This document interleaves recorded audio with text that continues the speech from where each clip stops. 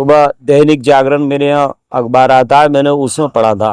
पढ़ने के बाद थोड़ी देर के बाद फोन आ गया था हमारे थाना मुंडापांडे से। देहरादून पुलिस का सहयोग कैसा रहा? आपके आने से पहले जो है 5 आरोपियों को गिरफ्तार कर लिया गया।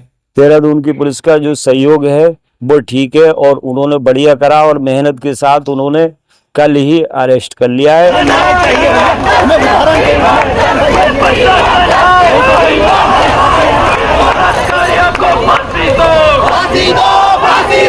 नाबालिग बालिका के साथ हुए दुष्कर्म की घटना में शामिल 5 अभियुक्तों को दून पुलिस ने किया गिरफ्तार।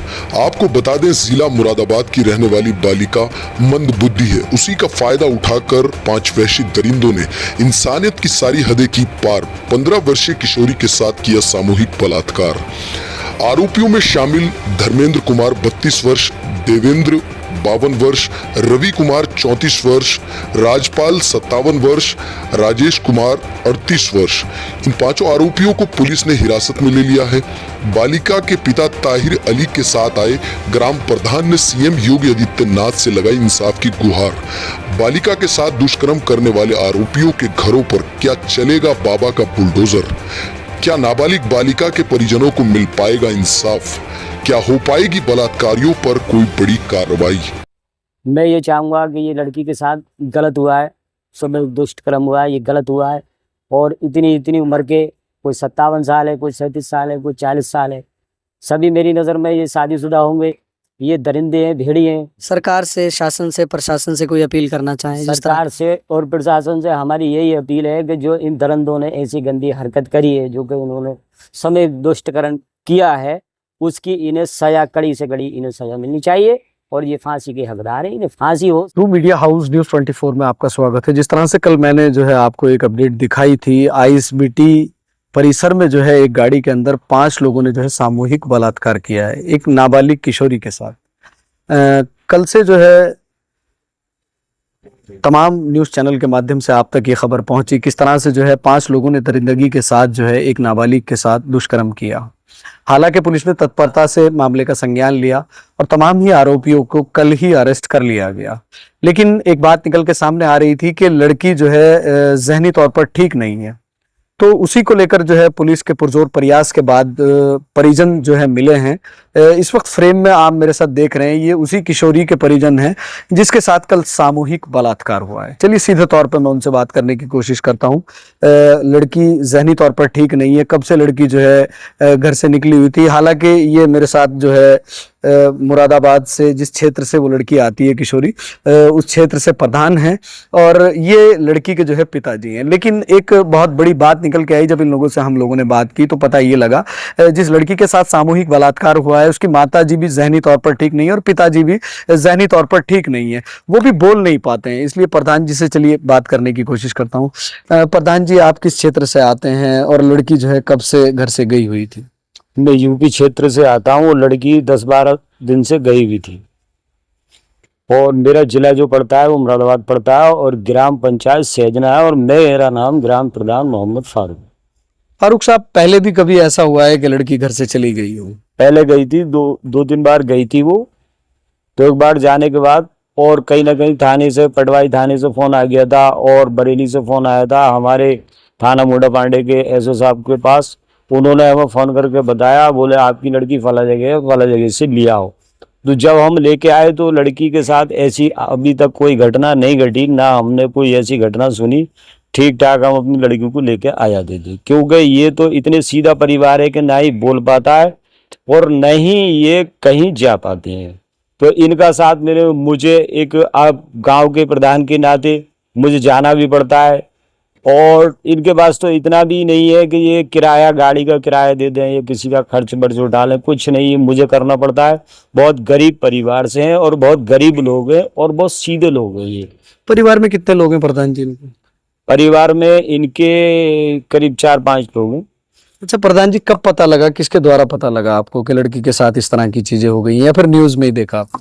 हमें जो पता लगा, हमारे गांव, हमारे थाना मुंडापांडे के एसओ साहब जो हैं उन्होंने फ़ोन करके मुझे बताया कि इस लड़की की जानकारी बताओ कि ये आपके यहाँ की है, ये कहीं और की है। तो मैंने कहा कि नाम बताओ, तो उन्होंने नाम बताया। फिर मैंने कहा फोटो भेज दो, तो उन्होंने फोटो व्हाट्सअप करा। मैंने पहचान के कहा कि ये मेरे यहाँ की लड़की है। फिर उन्होंने क्या बताया आपको? तो उन्होंने ये बताया कि ये लड़की देहरादून में और पुलिस चौकी में आपको मिलेगी, आप पुलिस चौकी पहुंच जाएं। तो यहाँ के जो पुलिस प्रशासन है देहरादून के, मैं यहाँ आया तो इन्होंने भी मुझे फोन करके कई बार बताया कि इस रास्ते पे आना है और ऐसे आना है, और आप कहाँ आ गए, कब तक आ जाओगे। जब आप यहाँ आए वो सारी चीजें पता लगी या पहले से ही वहीं पर आपको बता दिया गया था कि इस तरह की चीजें? सुबह दैनिक जागरण मेरे यहाँ अखबार आता है, मैंने उसमें पढ़ा था। पढ़ने के बाद थोड़ी देर के बाद फोन आ गया था हमारे थाना मुंडापांडे से।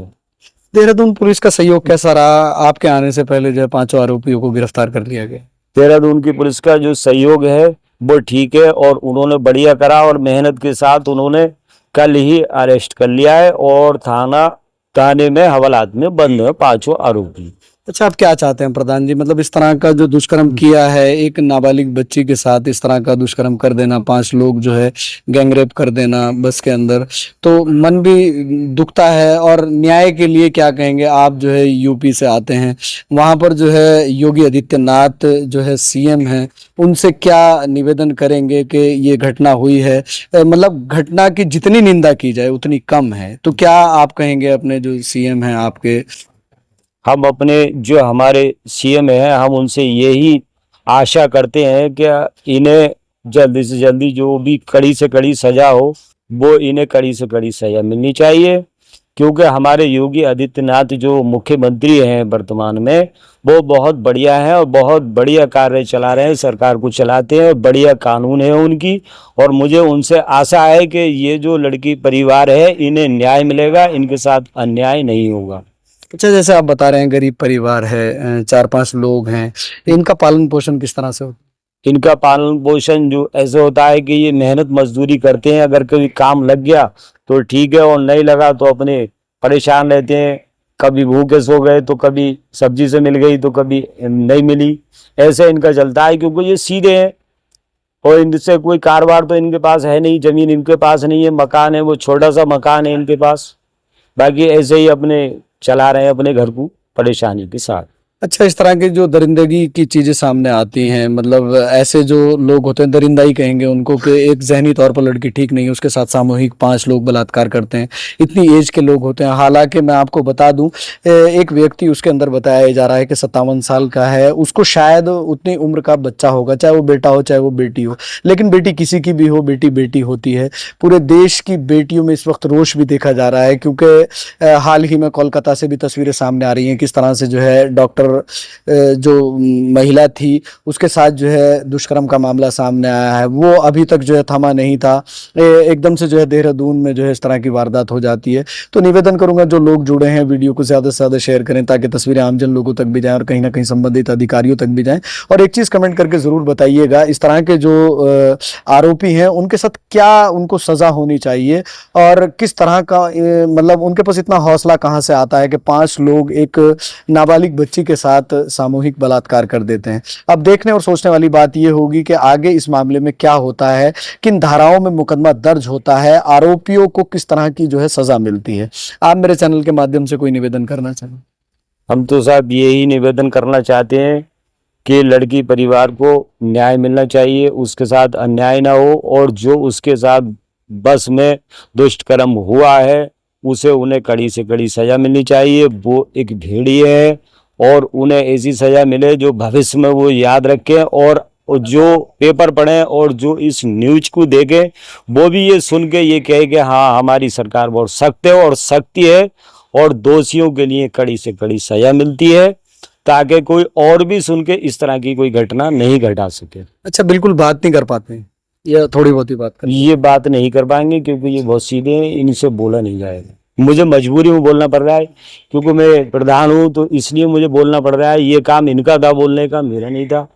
लेकिन जब ये नहीं बोल पाते तो मेरी मजबूरी है कि मुझे खुद को बोलना पड़ेगा। चलिए प्रधान जी, शुक्रिया बात करने के लिए। तो सीधे तौर पर जो है प्रधान जी का कहना ये है कि पिताजी हैं वो बात नहीं कर पाते हैं, और कल जिस तरह से आपने देखा तमाम न्यूज़ चैनल के माध्यम से और दैनिक जागरण के माध्यम से खबर छपती है कि एक नाबालिग के साथ सामूहिक बलात्कार हुआ है। हालांकि तत्परता से जो है शासन प्रशासन एक्टिव हुआ, 5 आरोपियों को गिरफ्तार कर लिया गया है और तमाम संगीन धाराओं में उन पर जो है मुकदमा दर्ज कर लिया गया है। परिजन मेरे साथ हैं। अब आप जो है तमाम लोगों से मेरी एक निवेदन भी है और एक आशा और उम्मीद भी है कि आप इस आवाज को बुलंद करें, ताकि ये आवाज यूपी के जो सीएम है योगी आदित्यनाथ उन तक भी पहुंचे और इन तस्वीरों का संज्ञान लिया जाए किस तरह से एक बच्ची के साथ सामूहिक बलात्कार किया गया।